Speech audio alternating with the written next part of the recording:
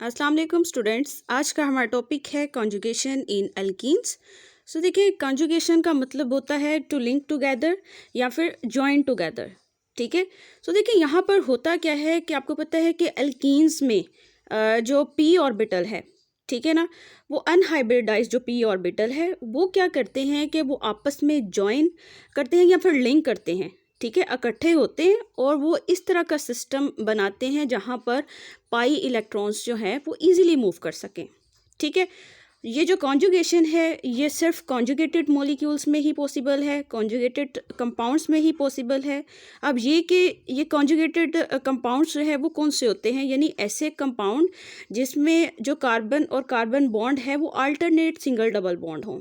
ठीक है ना, यानी पहले कार्बन और कार्बन का सिंगल बॉन्ड बना है, फिर नेक्स्ट में कार्बन का जो है वो कार्बन के साथ डबल बॉन्ड बना हुआ है। यानी कि देखिए इस तरह, अगर कार्बन और कार्बन का पहला बॉन्ड सिंगल, फिर दूसरे में डबल, फिर सिंगल और फिर डबल। ठीक है, अगर तो इस तरह का कंपाउंड है तो इसको हम बोलते हैं कि ये कॉन्जुगेटेड कंपाउंड है। ठीक है, और कॉन्जुगेशंस जो है वो सिर्फ ऐसे ही अल्कीन्स में पॉसिबल है। ठीक है ना, सब में कॉन्जुगेशन नहीं हो सकती।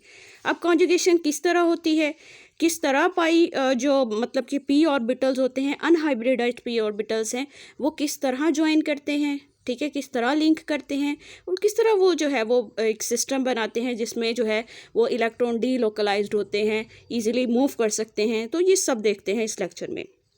देखें, अब आप देखें कि आपके पास जो कार्बन है, ठीक है ना, यहाँ पर क्या होगा कि हर जो कार्बन है वो sp2 हाइब्रिडाइज्ड होगा। ऐसे करते हैं कि एक एग्जांपल लेते हैं और उसी से जो है वो स्टार्ट कर लेते हैं। देखें, आपके पास ना हेक्सा 135 ट्राईइन, ये आपके पास जो है वो कंपाउंड है, इधर लिख भी लेते हैं। ठीक है ना, हमारे पास है हेक्सा 135 ट्राईइन।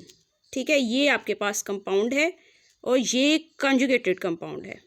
ठीक है ना, यानी इसमें आप देखेंगे कि यहाँ पर अल्टरनेट सिंगल डबल बॉन्ड है। किस तरह देखें, आपके पास ये किस तरह मॉलिक्यूल होगा, यानी यहाँ पर होगा CH2 डबल बॉन्ड CH, ठीक है, देन सिंगल बॉन्ड CH, ठीक है, फिर इसके बाद डबल बॉन्ड CH, ठीक है, उसके बाद फिर single bond CH and then double bond CH2। ठीक है, ये देखें, ये आपके पास है हेक्सा 135 ट्राईइन, यानी इसका जो फर्स्ट कार्बन, ठीक है, उसके बाद इसका थर्ड कार्बन, इसका जो फिफ्थ कार्बन है, ठीक है, यहाँ पर डबल बॉन्ड मौजूद हैं। और आपने देखा होगा इस कंपाउंड में अल्टरनेट डबल सिंगल बॉन्ड है, यानी पहले डबल बॉन्ड, फिर सिंगल बॉन्ड, फिर डबल बॉन्ड, फिर सिंगल और फिर डबल। ठीक है ना, इस तरह का जो कंपाउंड होता है ये कॉन्जुगेटेड कंपाउंड है। ठीक है, अब हमने देखना है कि इसमें कॉन्जुगेशन जो है वो किस तरह से पॉसिबल है। ठीक है ना, तो पहले देखें कि यहाँ पर जो हर कार्बन है, ठीक है, यहाँ पर टोटल 6 कार्बन है और वो 6 के 6 कार्बन में sp2 हाइब्रिडाइजेशन है। ठीक है ना, यानी क्या है कि यहाँ पर हर जो सिंगल कार्बन है वो sp2 हाइब्रिडाइज्ड है, sp2 हाइब्रिडाइज्ड। अब ये क्या है sp2 हाइब्रिडाइज्ड मतलब, यानी कि यहाँ पर क्या है कि 1s और 2p ऑर्बिटल कंबाइन किए हैं कार्बन के और इससे आपके पास जो है वो sp2 हाइब्रिड ऑर्बिटल बने हैं। ठीक है, और यहाँ पर क्या होगा कि हर कार्बन के पास 3 sp2 हाइब्रिडाइज्ड ऑर्बिटल होंगे और वो किस तरह अरेंज होंगे, यानी देखें, अगर आपके पास ये फर्स्ट कार्बन है, ठीक है ना, तो यहाँ पर क्या होगा कि एक hybrid orbital sp2 hybrid orbital यहाँ होगा, एक इस साइड पर होगा और एक इस साइड पर होगा। ठीक है ना, ये आपके पास हाइब्रिड ऑर्बिटल हैं। ठीक है, और इन्होंने क्या किया हुआ है कि सिग्मा बॉन्ड बनाए हुए हैं। इस कार्बन ने यहाँ पर जो है वो हाइड्रोजन के साथ बॉन्ड बनाया हुआ है सिंगल, और यहाँ पर भी सिग्मा बॉन्ड बनाया हुआ है हाइड्रोजन के साथ, और यहाँ पर जो सेकेंड कार्बन है उसके साथ बॉन्ड बना होगा इस तरह। ठीक है ना, तो यहाँ पर देखें कि ये sp2 हाइब्रिड ऑर्बिटल हैं। ठीक है, और हर कार्बन के पास 3-3 होंगे और यहाँ पर सब के सब सिंगल बॉन्ड बने होंगे पहले। ठीक है ना, अब आपको पता है कि यहाँ पर फिर कार्बन के पास एक अनहाइब्रिड ऑर्बिटल रह जाएगा। ठीक है ना, और वो आपके पास होगा p ऑर्बिटल। ठीक है, जो कि अनहाइब्रिड रहेगा और उसको हम इस तरह अरेंज करेंगे। ये यहाँ पर ये अनहाइब्रिड ऑर्बिटल है और इसमें एक इलेक्ट्रॉन है और ये हर कार्बन के पास, इसके पास भी होगा। ठीक है, इससे जो नेक्स्ट आएगा उसके पास भी होगा ऐसे ही। ठीक है, यानी कि यहाँ पर ये हेक्सा 135 ट्राईइन में जितने भी कार्बन हैं इन सब के पास अनहाइब्रिड पी ऑर्बिटल ज़रूर होगा, जिसने ओवरलैपिंग करनी है साइडवे, ठीक है, जिसने पाई बॉन्ड बनाने में हेल्प करनी है, जिसने पाई बॉन्ड बनाना है, ठीक है ना। अब क्या करते हैं कि ये आपके पास जो हेक्सा 135 ट्राईइन है, हम क्या करते हैं कि यहाँ पर जो है इनके जो है वो पाई बॉन्ड बना कर देखते हैं, ठीक है। तो इस कंपाउंड में मौजूद जो सिग्मा बॉन्ड है पहले जो है वो देखते हैं हम, ठीक है। यानी क्या होगा कि आपके पास रहेगा CH2, ठीक है, उसके बाद CH सिंगल बॉन्ड, ठीक है, पहले सब सिंगल बॉन्ड, ठीक है ना, फिर उसके बाद CH, ये आपके पास 4 टाइम्स, ये 5th और ये 6th कार्बन, ठीक है। तो ये तो सब के सब जो है वो sp2 हाइब्रिड मतलब ऑर्बिटल जो है जब उनकी ओवरलैपिंग हुई हेड ऑन ओवरलैपिंग तो उससे जो है ये सब के सब सिग्मा बॉन्ड फॉर्म हो गए। तो अभी मैंने बताया कि इन सब कार्बन के पास अनहाइब्रिड p ऑर्बिटल भी है, तो वो p ऑर्बिटल किस तरह जो है वो खुद को अरेंज करेगा। देखो यहाँ पर जो है ये p ऑर्बिटल रहा अनहाइब्रिड, ये इस कार्बन का, ठीक है। इसी तरह सब कार्बन के पास क्या होंगे, अनहाइब्रिड p ऑर्बिटल्स होंगे, ठीक है। तो इसमें क्या होगा कि इसमें भी जो है वो इलेक्ट्रॉन्स होंगे, ठीक है। तो यहाँ इन सब के पास जो है वो इलेक्ट्रॉन एक एक इलेक्ट्रॉन होगा, ठीक है ना, इस तरह। ये देखें अब क्या है कि इन्होंने क्या करना है कि ओवरलैप करना है, साइडवे ओवरलैपिंग से इनके दरमियान बनना है पाई बॉन्ड, ठीक है ना। ये सब क्या है कि यानी ये आपके पास जो है वो अनहाइब्रिड ऑर्बिटल है, अब इनकी ओवरलैपिंग होनी है। ये देखें यहाँ पर ओवरलैपिंग हुई और यहाँ से, ठीक है ना, below the plane and above the plane, ठीक है ना। तो यहाँ पर भी इसी तरह होगा, ये दोनों ऑर्बिटल्स कंबाइन करेंगे, यहाँ से ये दोनों ऑर्बिटल्स जो है वो ओवरलैप करेंगे और यहाँ पर इनके दरमियान जो है वो पाई बॉन्ड फॉर्म हो जाता है, ठीक है। बट होता क्या है कि ये हाइब्रिड ऑर्बिटल्स जो है वो कंबाइन किए हैं, ठीक है, लेकिन ऐसा भी पॉसिबल है कि यहाँ से ये दोनों ऑर्बिटल्स जो हैं ये दोनों कंबाइन कर जाएं, यानी जो नेक्स्ट पाई बॉन्ड है वो सेकंड और थर्ड कार्बन के दरमियान में बन जाए, ठीक है। यानी क्या कहने का मतलब, देखें अब यहाँ पर था ना कार्बन और कार्बन का बन गया डबल बॉन्ड, ठीक है, फिर सिंगल बॉन्ड कार्बन, फिर ये वाले हाइब्रिड ऑर्बिटल कंबाइन किए और इन्होंने डबल बॉन्ड बना लिया, फिर उसके बाद ये वाला सिंगल बॉन्ड, ठीक है, उसके बाद फिर लास्ट में जो है कार्बन और कार्बन डबल बॉन्ड। ये आपके पास जो है वो अनहाइब्रिड p ऑर्बिटल के ओवरलैपिंग से जो है वो यहाँ पाई बॉन्ड बन गया।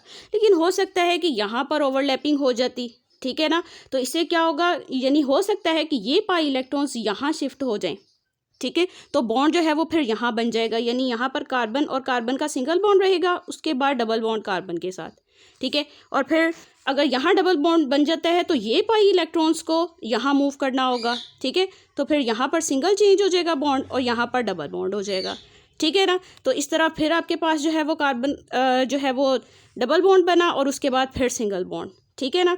तो इस तरह जो है वो क्या हुआ कि इन पाई इलेक्ट्रॉन्स की डीलोकलाइजेशन है, ठीक है ना, यानी ये पाई इलेक्ट्रॉन्स जो हैं ये इजीली मूव कर सकते हैं, ठीक है, डीलोकलाइज्ड है, पूरे सिस्टम पर जो है वो इनका जो इलेक्ट्रॉनिक क्लाउड है वो स्प्रेड आउट हुआ है, ठीक है ना। तो यहाँ पर क्या हुआ कि ये किसकी वजह से हुआ, ये इन p ऑर्बिटल्स के जो है वो इकट्ठे होने की वजह से, इनके मिलने की वजह से, इनकी ओवरलैपिंग की वजह से यहाँ पर जो है वो इलेक्ट्रॉनिक क्लाउड जो है वो स्प्रेड हो गया, ठीक है ना। और इससे क्या होता है कि इसी को हम कहते हैं कि ये कॉन्जुगेशन है, ठीक है, जहाँ पर क्या है कि p ऑर्बिटल्स जो हैं वो लिंक किए हैं, वो इकट्ठे हुए हैं, वो खुद को ज्वाइन किया है उन्होंने और एक सिस्टम बनाया है जहाँ पर पाई इलेक्ट्रॉन्स जो हैं वो मूव कर सकते हैं, वो डीलोकलाइजेशन सिस्टम बनाया है, ठीक है ना। तो यहाँ पर इस चीज़ को हम कहते हैं डीलोकलाइजेशन ऑफ पाई इलेक्ट्रॉन्स, या इसी को हम कॉन्जुगेशन बोलते हैं, जहाँ पर जो है वो p ऑर्बिटल्स कंबाइन करते हैं, ठीक है ना। अब इससे होता क्या है कि इससे जो है वो कंपाउंड को स्टेबिलिटी मिलती है, ठीक है ना। अब वो इलेक्ट्रॉनिक क्लाउड जो है वो बिल्कुल स्प्रेड हुआ है, ठीक है, आने वाला जो है अगर तो वीक इलेक्ट्रोफाइल है तो वो इस पर इजीली अटैक नहीं कर सकता, ठीक है, क्योंकि यहाँ पर तो पाई इलेक्ट्रॉन्स मूव करते हैं, ठीक है ना। वो ऐसा तो नहीं है कि वो उनकी पोजीशन जो है वो फिक्स है, अगर तो फिक्स हो फिर तो इलेक्ट्रोफाइल इजीली अटैक कर ले, लेकिन अब इनकी पोजीशन जो है वो फिक्स नहीं है, वो कहीं पर भी बॉन्ड बना सकते हैं, ठीक है। तो इसकी वजह से क्या होगा कि इनकी स्टेबिलिटी बढ़ जाएगी। तो जिन मॉलिक्यूल्स में, जिन कंपाउंड्स में कॉन्जुगेशन होती है वहाँ पर स्टेबिलिटी जो है वो ज़्यादा रहती है, ठीक है ना।